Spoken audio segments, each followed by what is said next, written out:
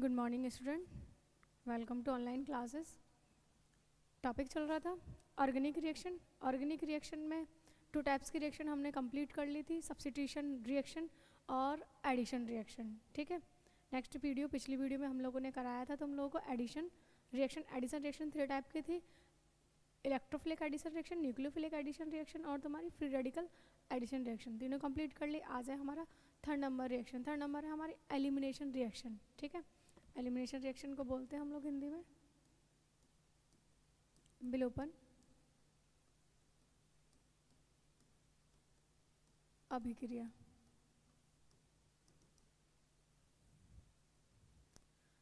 Elimination reaction यानी कि विलोपन अभिक्रिया। एलिमिनेशन रिएक्शन क्या होती है? कोई भी कंपाउंड है तुम्हारे पास और उस कंपाउंड में जो एडजेसेंट कार्बन आइटम है या फिर एडजेसेंट आइटम है, ज़रूरी नहीं कार्बन ही हो, ठीक है, जो भी हमारे पास कंपाउंड है उसमें से दो एडजेसेंट मतलब निकटवर्ती एटम से क्या होगा, जब एक एक सिग्मा बॉन्ड ब्रेक होता है तो एक न्यू पाई बॉन्ड का क्या हो जाएगा, फॉर्मेशन हो जाएगा। उसी को हम लोग बोलते हैं क्या, एलिमिनेशन रिएक्शन। फॉर एग्जांपल के लिए अगर हम बात करें तो ये है हमारे पास मॉलिक्यूल हमारा ए बी सी और डी। ठीक है, ए बी सी डी, ये कौन है हमारे पास, कोई रिएक्टिव मॉलिक्यूल है हमारा। अब ये जो रिएक्टिव मॉलिक्यूल है, इस रिएक्टिव मॉलिक्यूल में अगर देखा जाए तो ए बी कौन है, हमारे एडजेसेंट एटम्स है। ये जो ए बी है हमारे पास कौन है, वो हमारा एडजेसेंट आइटम है। अब इसमें से क्या करना है, एक एक सिग्मा बॉन्ड को ब्रेक करना है। एक एक सिग्मा बॉन्ड, ये दोनों सिग्मा बॉन्ड है, इन दोनों सिग्मा बॉन्ड को क्या करना है, ब्रेक करना है। जब भी सिग्मा बॉन्ड को ब्रेक करेंगे तब एक न्यू पाई बॉन्ड का फॉर्मेशन होता है, यानी कि ए डबल बॉन्ड बी और प्लस निकल जाएगा तुम्हारा क्या, सी और डी। तो देखो इधर सबसे पहले क्या था, ए बी, ए से सी जुड़ा है और बी से डी जुड़ा हुआ है। ठीक है, किसी भी मॉलिक्यूल में ए बी जो है वो कैसे हैं, निकटवर्ती। निकटवर्ती मतलब एडजेसेंट एटम्स है। इसमें से क्या हुआ है, एक एक सिग्मा बॉन्ड का फॉर्मेशन हुआ है। ठीक है, और एक एक सिग्मा बॉन्ड का क्या हुआ है, ब्रेक हुआ है। सिग्मा बॉन्ड ब्रेक हो और एक एक सिग्मा बॉन्ड ब्रेक होकर एक न्यू क्या बना लेगा, पाई बॉन्ड का फॉर्मेशन कर लेगा। इसी को बोलते हैं हम लोग क्या, एलिमिनेशन रिएक्शन। ये जो एलिमिनेशन रिएक्शन है तुम्हारी, वो एडिशन रिएक्शन के जस्ट अपोजिट होती है। एडिशन में मैंने सेम एग्जांपल किया था लेकिन इसका अपोजिट था। वहाँ पर जो रिएक्टेंट था वो यहाँ पर कौन है, प्रोडक्ट है अपना। ठीक है, तो मैंने वहाँ लिया था कि जब एक पाई बॉन्ड को ब्रेक करते हैं तो दो न्यू सिग्मा बॉन्ड का फॉर्मेशन होता है। लेकिन यहाँ पर हम लोग क्या कर रहे हैं कि जब दो सिग्मा बॉन्ड ब्रेक होंगे तब एक न्यू पाई बॉन्ड का फॉर्मेशन होगा। इसको बोलते हैं हम लोग क्या, एलिमिनेशन रिएक्शन। अगर डेफिनेशन की बात करें हम लोग तो ऐसी अभिक्रियाएं जिनमें दो निकटवर्ती परमाणुओं से जब एक एक सिग्मा बॉन्ड टूटता है तब एक नए पाई बॉन्ड का क्या होगा, निर्माण होता है। वो कौन कहलाता है, हमारी एलिमिनेशन यानी कि विलोपन अभिक्रियाएं कहलाती हैं। या फिर next, such a reaction in which a sigma bond is broken between two adjacent atoms and the pi bond is formed between these two atoms is called elimination reaction। ठीक है, अब एलिमिनेशन जो रिएक्शन होती है वो कई सारे type की हो सकती है। फॉर एग्जांपल के लिए जैसे फर्स्ट एग्जांपल है हमारे पास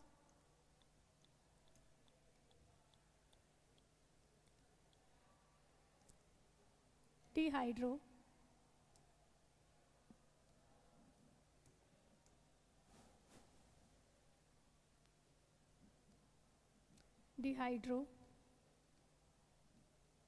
हैलोजिनेशन।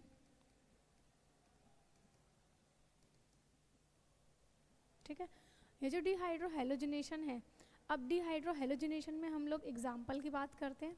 तो एग्जाम्पल है हमारे पास जैसे CH3 single bond CH2 and single bond Cl। ठीक है, हमारे पास कौन है, क्लोरोएथेन है। क्लोरोएथेन को अल्कोहलिक OH की प्रेजेंस में, अल्कोहलिक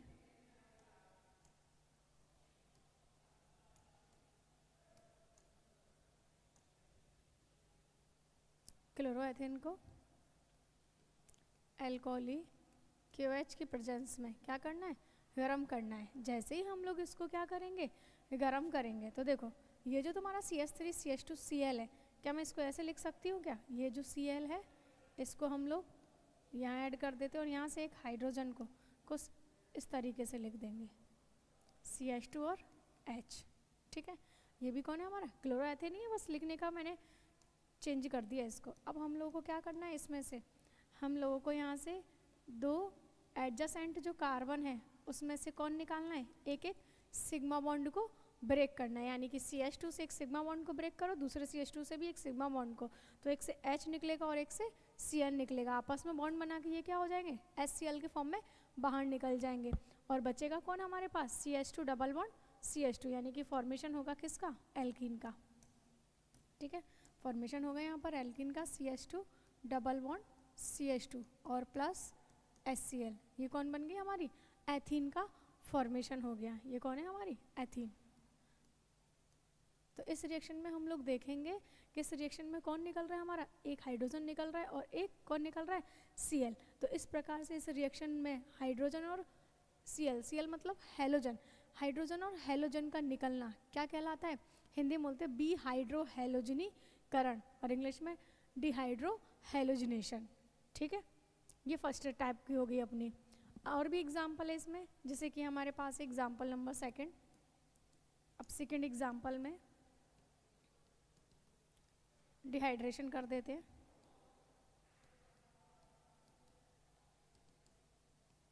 डिहाइड्रेशन में क्या करना है, H2 मॉलिक्यूल को रिलीज करना होता है। अब जैसे एग्जाम्पल ले लिया उसमें कौन, CH3 CH2 और OH, ये कौन है हमारे पास, अल्कोहल है, ठीक है। अब अल्कोहल को क्या करना है, कंसनट्रेटेड H2SO4 की प्रेजेंस में इसको गर्म करना है, लगभग 170 डिग्री सेंटीग्रेड टेम्परेचर पर। जैसे ही हम लोग इसको गर्म करेंगे और गर्म करने से क्या होने वाला है, यहाँ से भी मैं ऐसे ही लिख दूँ इसको, CH2H एंड CH2OH। तो यहाँ से देखो कौन निकल जाएगा, एक तो H निकलेगा और एक OH, ठीक है। इस प्रकार से H और OH को ब्रेक होना, ठीक है। तो इसमें क्या दिख रहा है कि जो भी दो कार्बन है हमारे बिल्कुल पास वाले, ठीक है, उसमें से जब एक एक न्यू सिग्मा बॉन्ड क्या होगा, ब्रेक होता है, तब एक न्यू पाई बॉन्ड का फॉर्मेशन हो जाता है। तो यहाँ पर लिख देंगे CH2 double bond CH2 plus H2O। यहाँ पर भी कौन बन गया हमारी, एथीन का फॉर्मेशन हो गया। ये रिएक्शन भी कौन सी है हमारी, एलिमिनेशन रिएक्शन, ठीक है।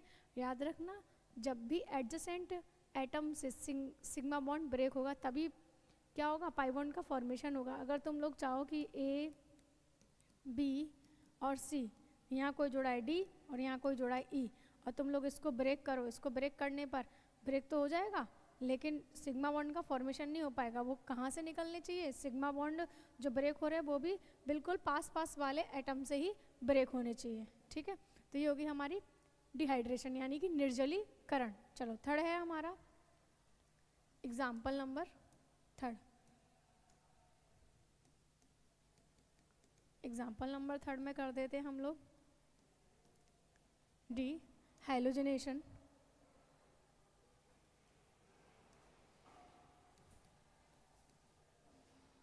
Example number third D halogenation. और जो डी हैलोजिनेशन है उसको बोलेंगे हम लोग बी हैलोजनीकरण, यानी कि हैलोजन्स का निकलना, बी हैलोजनीकरण। इसको क्या बोलते हैं, डी हैलोजिनेशन। अब ये जो डी हैलोजिनेशन है उसमें क्या करना है तुम लोगों को, एग्जाम्पल लेते हैं हम लोग, जैसे CH2 सिंगल बॉन्ड CH2 यानी कि 1,2 डाइक्लोरो एथेन। 1,2 डाइक्लोरो एथेन जो लिया है उसको क्या कर देंगे, जिनकी प्रेजेंस में गर्म कर देंगे। जैसे ही गर्म करेंगे यहाँ से CH2 डबल बॉन्ड CH2 और प्लस कौन निकल जाएगा, ZnCl2 निकल जाएगा। इसका मीनिंग क्या है, साफ साफ क्लियर दिख रहा है कि यहाँ भी क्या हुआ है, दो एडजेसेंट एटम से एक एक सिग्मा बॉन्ड ब्रेक हुआ है। और जब सिग्मा बॉन्ड ब्रेक होगा तब एक न्यू पाई बॉन्ड का क्या हो रहा है, फॉर्मेशन हो रहा है। कौन सी रिएक्शन कहलाएगी, डी हैलोजिनेशन। डी हैलोजिनेशन मतलब वी हैलोजनीकरण, हैलोजन का निकलना, ठीक है। ये भी किसका एग्जाम्पल है हमारे पास, एलिमिनेशन रिएक्शन का एग्जाम्पल है। अब नेक्स्ट देखते हैं हम लोग एग्जाम्पल नंबर 4। एग्जाम्पल नंबर जो 4 है उसमें क्या करना है हम लोग को,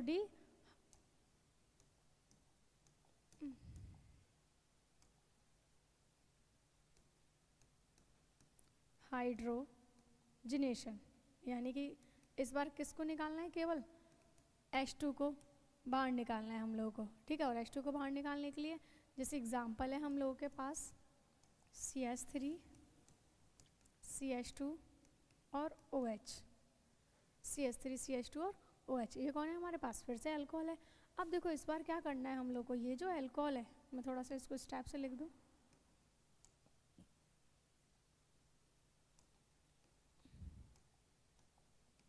H और H, देखो करना क्या है, यहाँ से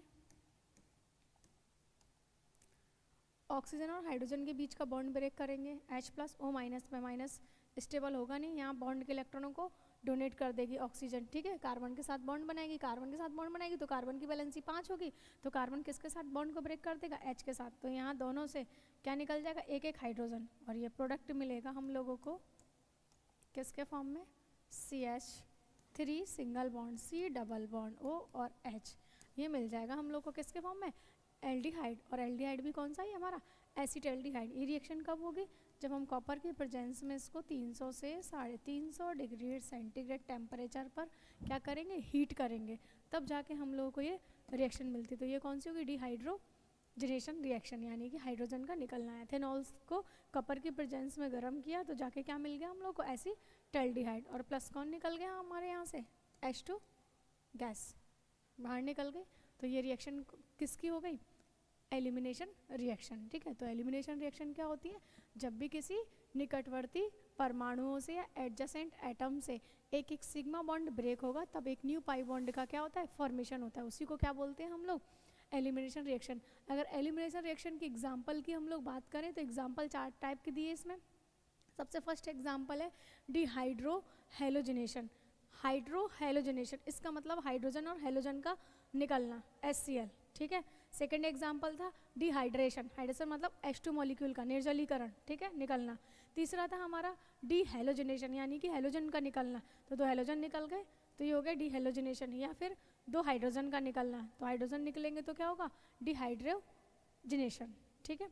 ये हो गए हमारे 4 टाइप्स। अब बात करते हैं हम इसकी मैकेनिज्म की। अगर एलिमिनेशन रिएक्शन की मैकेनिज्म की बात करें तो इसकी जो मैकेनिज्म होती है वो कितने स्टेप की होगी या कितने टाइप्स की होगी, 2 टाइप्स की, एक होती है E1 और एक होती है हमारे पास E2, ठीक है। तो नेक्स्ट देखते हैं हम लोग इसकी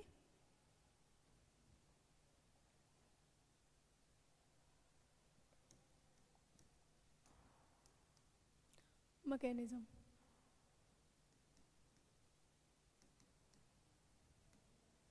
ठीक है। और मैकेनिज्म ये टाइप ऑफ एलिमिनेशन रिएक्शन भी बोल सकते हैं, ठीक है। वो तो एग्जाम्पल थे, मैकेनिज्म बोल दो या फिर हम लोग बोलते हैं क्या, टाइप्स ऑफ एलिमिनेशन रिएक्शन। ये होती है हमारी कितने टाइप की, 2 टाइप की, फर्स्ट और सेकंड। फर्स्ट होगी यूनिमॉलिक्यूलर एलिमिनेशन रिएक्शन, ठीक है। सेकंड है हमारे पास बायमॉलिक्यूलर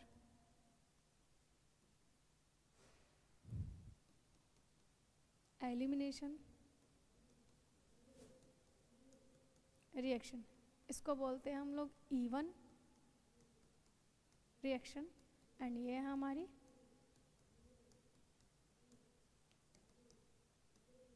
E2 रिएक्शन, ठीक है। 2 टाइप की रिएक्शन है एलिमिनेशन में, एक तो है E1 रिएक्शन और सेकंड टाइप है हमारी E2 रिएक्शन, क्लियर। चलो अब इनके बारे में बात करते हैं। ये ऐसा नहीं लग रहा है SN1 और SN2, SN1 में भी तो बोलते यूनिमॉलिक्यूलर और SN2 को क्या बोलते थे, बायमॉलिक्यूलर, उसी टाइप से E1 और E2 है। चलो इन दोनों की बात करें, इसको कंपैरिजन करके देखते हैं हम लोग SN1 और SN2 से।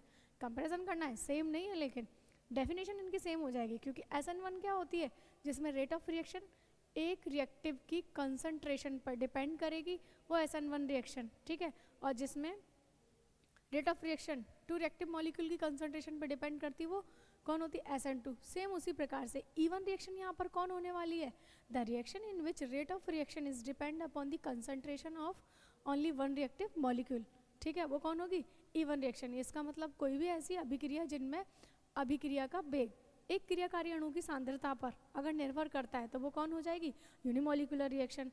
अगर किसी अभिक्रिया का वेग दो क्रियाकारी अणु की सांद्रता पर निर्भर करेगा तो वो कौन सी हो जाएगी, E2 रिएक्शन। ठीक है, the reaction in which rate of reaction is depend upon the concentration of two reactive molecule is called E2 reaction.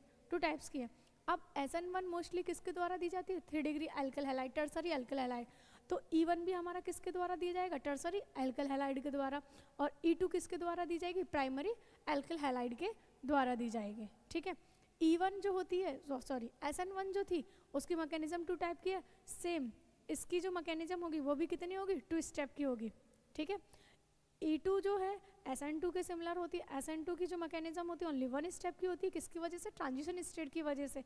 इसीलिए E2 की मैकेनिज्म भी कितनी स्टेप की होगी, ओनली 1 स्टेप की होगी, ट्रांजिशन स्टेट की वजह से। ठीक है, तो याद करने में थोड़ा ईजी पड़ जाएगा, SN1 SN2 के से याद रखेंगे तो इसको। चलो एक एक करके इसको देखते हैं। फर्स्ट है हमारी यूनिमोलिकुलर एलिमिनेशन रिएक्शन। ठीक है, फर्स्ट लिख लो यूनिमोलिकुलर एलिमिनेशन रिएक्शन यानी कि E1 reaction. Unimolecular elimination reaction, E1 reaction. तो हम लोग बोलेंगे द रिएक्शन, डेफिनेशन लिख लो, the reaction in which rate of reaction is depend upon the concentration of only one reactive molecule is called elimination reaction या E1 reaction। ठीक है, हिंदी में बोले तो ऐसी विलोपन अभिक्रियाएं जिनका वेग केवल एक क्रियाकारी अणु की सांद्रता पर निर्भर करता है, कौन कहलाएगी, वो हमारी E1 रिएक्शन कहलाएगी। ठीक है, और SN1 की तरह E1 भी किसके द्वारा दी जाती है, टर्सरी एल्किल हैलाइडों के द्वारा दी जाती है। डेफिनेशन के बाद क्या आ जाएगा, किसके द्वारा दी जाएगी, ये भी टर्सरी एल्किल हैलाइड्स के द्वारा दी जाती है। ठीक है, ये भी किसके थ्रू दी जाएगी, टर्सरी एल्किल हैलाइड्स के थ्रू। नेक्स्ट बात आती है कि हम लोगों ने क्या किया, एग्जाम्पल लिया। अब एग्जाम्पल में क्या लेते हैं हम लोग,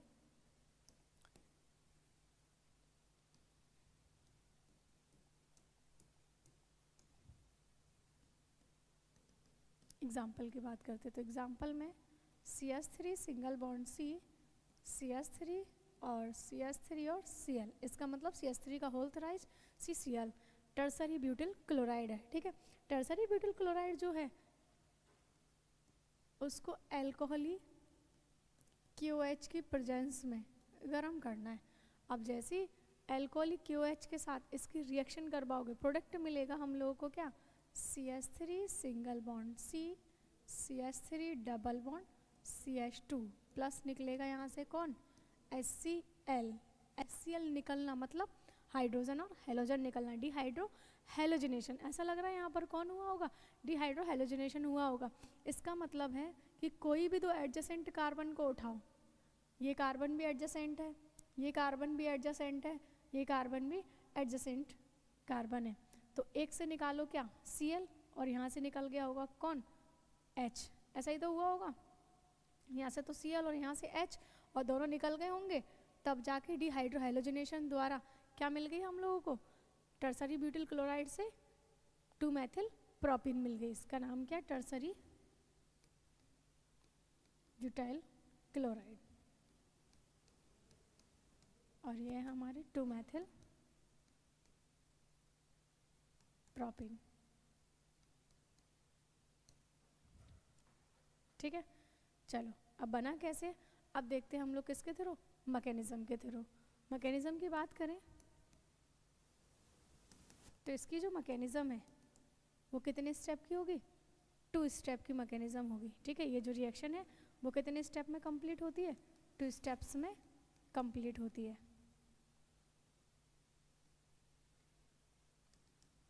अब 2 स्टेप में देखा जाए तो स्टेप जो फर्स्ट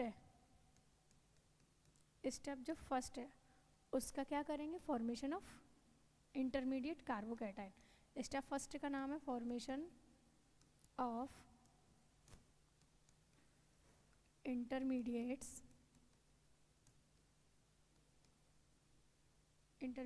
कार्बोकैटायन। ठीक है, फर्स्ट स्टेप का नाम है फॉर्मेशन ऑफ इंटरमीडिएट कार्बोकैटायन, यानी कि कार्बोकैटायन का बनना, मध्यवर्ती कार्बोकैटायन का बनना। कैसे बनता है वो देखते हैं। रिएक्टिव मॉलिक्यूल क्या है हमारे पास, CH3 Cl।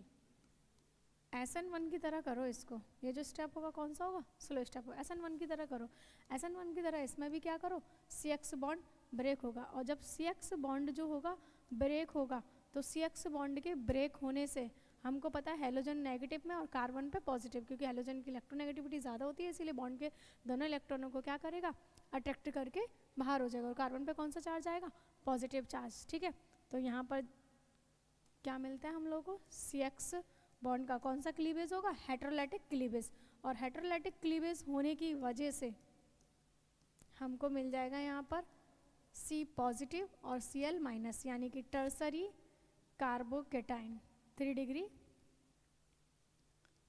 कार्बोकेटाइन मिल जाएगा। ठीक है, और जो 3 डिग्री कार्बोकेटाइन है ये कैसा होता है, स्टेबल होता है। ठीक है, और ये जो स्टेप है वो स्लो स्टेप है, और स्लो स्टेप होने की वजह से हम लोग इसको क्या बोलते हैं, रेट डिटरमाइनिंग स्टेप। ये स्टेप कैसा है अपना, स्लो स्टेप है, इसीलिए इसको बोलते हैं हम लोग RDS, यानी कि रेट डिटरमाइनिंग स्टेप।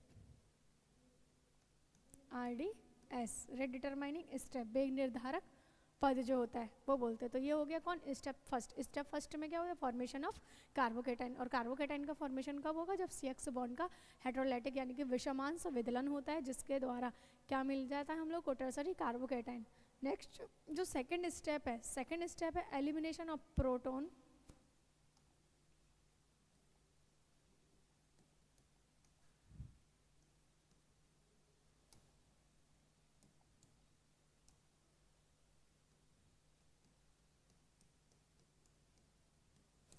स्टेप जो सेकेंड है हमारा, सेकेंड स्टेप में क्या लिखेंगे, elimination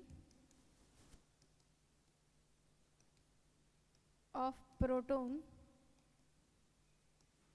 by the base from carbocation. ठीक है, इसका मतलब है सेकेंड स्टेप में जो कार्बोकेटाइन है उससे क्षार के द्वारा प्रोटॉन का क्या हो जाएगा, एलिमिनेशन कर देंगे, निष्कासन कर देंगे हम लोग प्रोटॉन का। कैसे करेंगे, देखो फर्स्ट स्टेप में क्या बना है हमारे पास, कार्बोकेटाइन। अब हम लोग किसको उठाएंगे, अपने कार्बोकेटाइन को उठाएंगे। ये जो तुम्हारा कार्बोकेटाइन है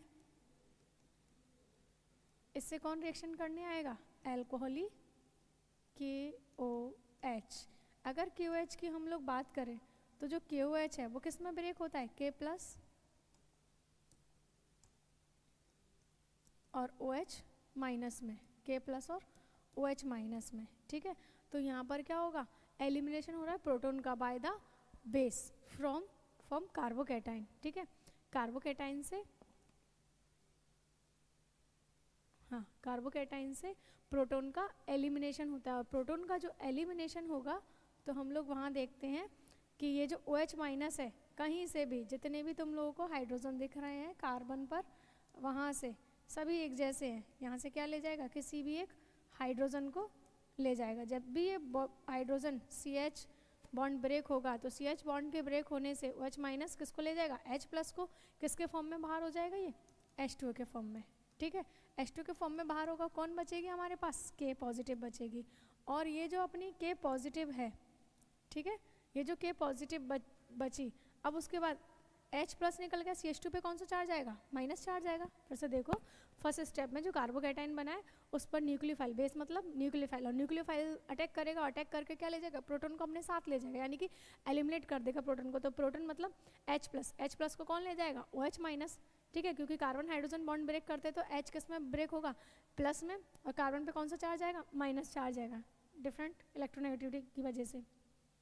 OH माइनस किसके साथ निकल जाएगा, H प्लस के साथ H2O के उधर निकल जाएगा, और बचेगा कौन अपना CH2। ठीक है, एक तो कौन बचा CH2 और एक है कार्बन, कार्बन में पॉजिटिव चार्ज और CH2 पे कौन सा चार्ज बचेगा, नेगेटिव चार्ज। तो प्लस और माइनस आपस में क्या कर लेंगे, डबल बॉन्ड बना लेंगे, तो यहाँ प्रोडक्ट मिल जाएगा C सिंगल बॉन्ड CH3 और डबल बॉन्ड CH2। ये मिल गया हम लोगों को हमारा कौन, प्रोडक्ट। ठीक है, ये मिल गया हमें हमारा प्रोडक्ट, और ये हो गई हमारी मैकेनिज्म। ठीक, और ये जो मैकेनिज्म है वो कौन सी है, E1 रिएक्शन की। मैकेनिज्म कंप्लीट हुई हमारी E1 रिएक्शन की।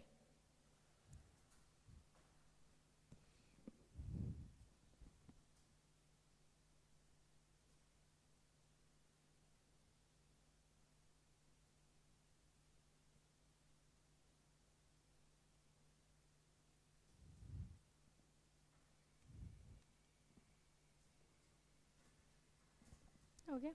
चलो नेक्स्ट रिएक्शन है अपनी E2 रिएक्शन, ठीक है। E2 रिएक्शन क्या कहती है वो भी देखो।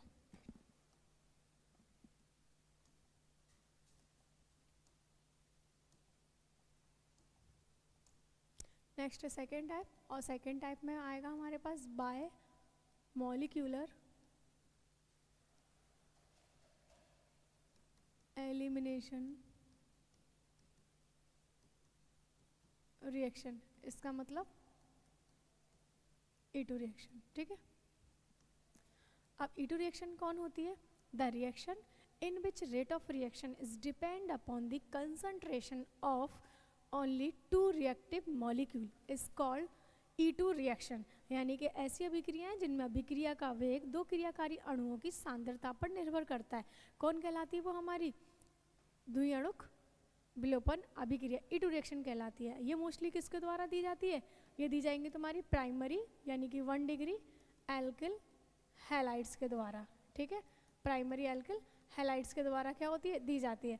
एग्जाम्पल की बात करें हम लोग इसमें, तो एग्जाम्पल जो है ये एग्जाम्पल है हमारे पास CH3 CH2 Cl, ठीक है। क्लोरो एथेन है हमारे पास, क्लोरो एथेन की रिएक्शन करानी है हमें C2H5ONa यानी कि सोडियम एथॉक्साइड के साथ। जैसे ही सोडियम एथॉक्साइड के साथ रिएक्शन कराएंगे प्रोडक्ट मिलता है हम लोगों को CH2 double bond CH2 plus HCl। तो रिएक्शन को देखने से पता चल रहा है HCl एलिमिनेट हुआ है, तो कौन सी रिएक्शन के थ्रू होगी? डिहाइड्रो हैलोजिनेशन के थ्रू हुई होगी। इसका मतलब ये है कि यहाँ से एक H निकला होगा एक कार्बन से और दूसरे कार्बन से क्या निकला होगा? Cl। दोनों निकल गए और दोनों को निकलने के बाद प्रोडक्ट कौन मिल गया? एथीन मिल गया, क्लोरोएथेन, और वो कौन है? एथीन, ठीक है। और साइड प्रोडक्ट क्या मिला है? HCl मिला है हम लोगों को। अगर बात करते हैं हम लोग इसकी मैकेनिज्म की, हुई कैसी है रिएक्शन वो देखते हैं हम लोग किसमें? मैकेनिज्म में। तो बिल्कुल SN2 की तरह ही है, 1 डिग्री एल्किल हैलाइड के द्वारा इसकी मैकेनिज्म भी 1 स्टेप की होगी। क्यों? क्योंकि इसमें क्या बनेगी? ट्रांजिशन स्टेट फॉर्म होती है। तो मैकेनिज्म में हम लोग लिख सकते हैं this reaction is complete in a 1 step through the transition state, यानी कि ये जो अभिक्रिया है केवल एक ही पद में संक्रमण अवस्था द्वारा संपन्न होती है। तो मैकेनिज्म की बात करते हैं, और मैकेनिज्म में देखेंगे हम लोग ये जो CH3 CH2 CH है, मैं इसको इस तरीके से लिख सकती हूँ CH2 single bond CH2 and Cl, और ये है H, ठीक है। इस तरीके से लिख दिया है। अब इस पर अटैक कौन करने आने वाला है?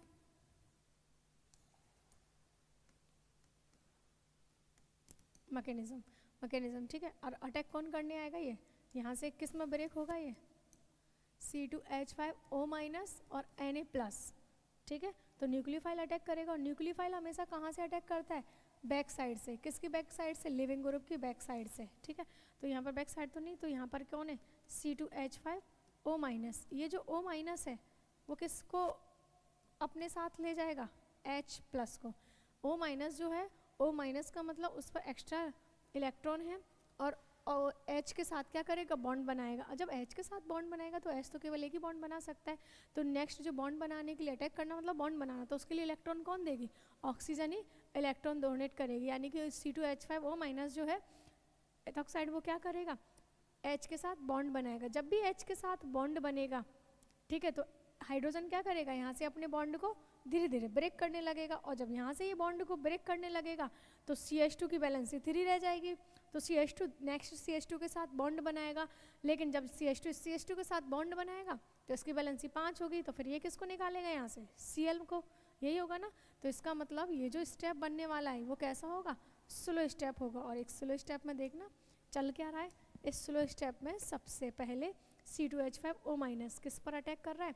हाइड्रोजन पर। हाइड्रोजन को अपने पास ले जाएगा। इसका मतलब है C2H5O- धीरे धीरे धीरे किसके साथ बॉन्ड बनाएगा? H के साथ। और H किससे जुड़ा हुआ है तुम्हारा? CH2 से। यही है ना। जैसे जैसे ऑक्सीजन इसके साथ बॉन्ड बनाती है, ऑक्सीजन क्या करेगी? लोन पेयर को डोनेट करेगी। तो ऑक्सीजन का जो चार्ज है वो क्या होगा?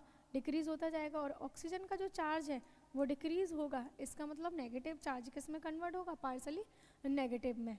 अब जैसे जैसे हाइड्रोजन के साथ ये बॉन्ड बनाते हैं, हाइड्रोजन क्या करेगा? इस बॉन्ड को, कार्बन के साथ बॉन्ड को क्या करने लगेगा? ब्रेक करने लगेगा।